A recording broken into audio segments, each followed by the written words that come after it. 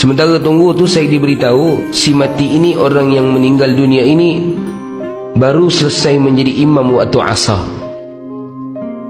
Dia jadi imam waktu asar, dia bagi je salam yang pertama, terus dia rebah, jatuh betul-betul atas sejadah imam, tengah jadi imam. Allahu Akbar. Saya ternanti-nanti orang yang baik ini. Sampai saja dia tuan-tuan, saya terus tengok dia dalam keadaan yang baik. Pihak forensik terus masukkan dia dalam bilik bedah siasat. Saya terus pergi ke tempat mandi, tuan-tuan dirahmati Allah, ambil kain, nak potong kain, nak sediakan untuk dia. Seorang kawan saya kata, "Ustaz, nanti dulu Ustaz, kita tak boleh uruskan dia lagi hari ni." Saya waktu tu tergamam. Orang yang matinya mulia, orang yang matinya hebat, tiba-tiba tak boleh diuruskan. Saya tanya kenapa. Kawan-kawan saya bagi tahu, dia kata, "Ustaz, si Mati ni tak ada sebarang dokumen pengenalan diri. Kita tak tahu dia siapa, keluarga dia belum ada buat sebarang tuntutan, kita tak tahu nak hantar ke mana. Jadi terpaksa disimpan terlebih dahulu." Jadi tuan-tuan dirahmati Allah, saya waktu tu terpaksalah merelakan. Sebab tuan-tuan kena faham, kalau tak ada urusan, tak ada maikat ni tuan-tuan, payah nak dapat lubang kubur, payah. Terpaksalah dengan hati yang lara, hati yang sedih, terpaksa tinggalkan si Mati, masukkan dalam drawer, simpan. Saya tunggu sehari, saya tunggu 2 hari, saya tunggu 3 hari. Seminggu berlalu, tidak ada sebarang cerita. Daripada seminggu naik ke sebulan, tidak ada sebarang cerita.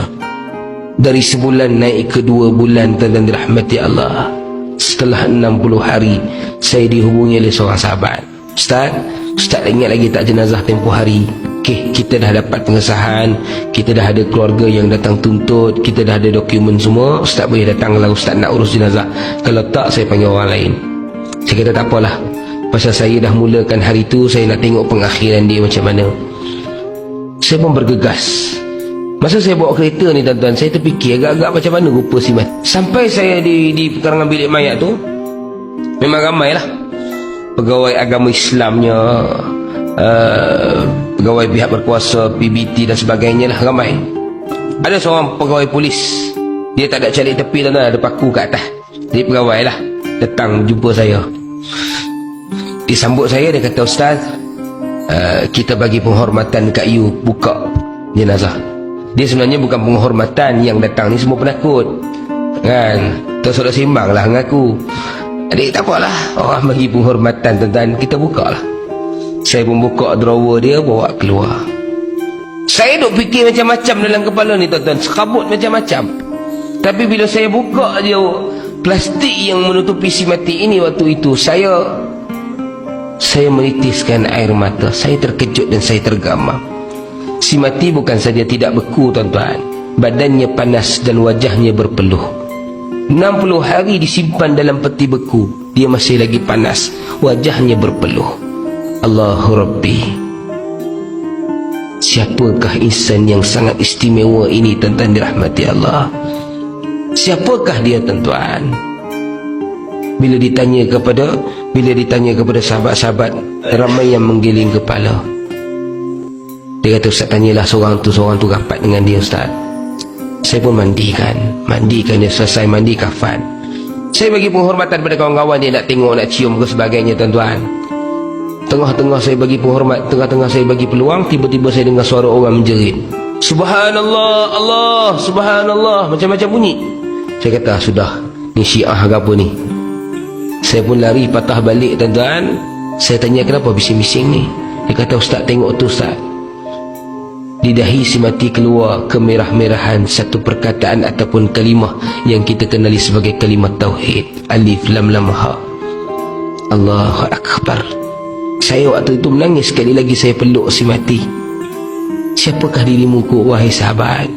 Siapakah dirimu wahai sahabat? Saya cium dahinya berkali-kali. Saya tanya pada seorang sahabat yang saya tengok dekat dengan dia. Saya kata, "Kenal ke dengan si Mati?" Dia kata, "Saya kenal Ustaz. Si Mati ini waktu umurnya 11 tahun dia jadi anak yatim piatu, tak ada keluarga. Jadi pondok ambil dia, jadikan sebagai anak angkat pondok. Sayalah yang berkawan dengan dia daripada mula dia masuk sampai hari ini. Dia datang ke Malaysia ni Ustaz sebab nak cari peluang kerja sebagai imam. Dia baru 2 hari jadi imam di tempat tersebut. Kami pun tak tahu. Sebab hari itu kami sama-sama dalam satu jemaah datang ke sini. Tujuan kami datang hari itu nak berdakwah. Tiba-tiba dia tak nak balik pasal dia nak jadi imam. Dia ditawarkan jadi imam. Jadi Ustaz, sejak saya kenal dia daripada umur 11 tahun, dia ni susah dan sukar untuk tinggalkan solat malam. Dan antara solat malam yang menjadi rutin hidupnya adalah solat sunat tasbih. Allahu Akbar. Bila saya dengar tuan-tuan, lagi menitis air mata. Mulianya hatinya, mulianya dirinya tuan-tuan, menjadikan solat-solat tasbih itu sebagai amalan harian. Cuba kita tanya diri kita tuan-tuan, setahun berapa kali kita buat solat-solat tasbih?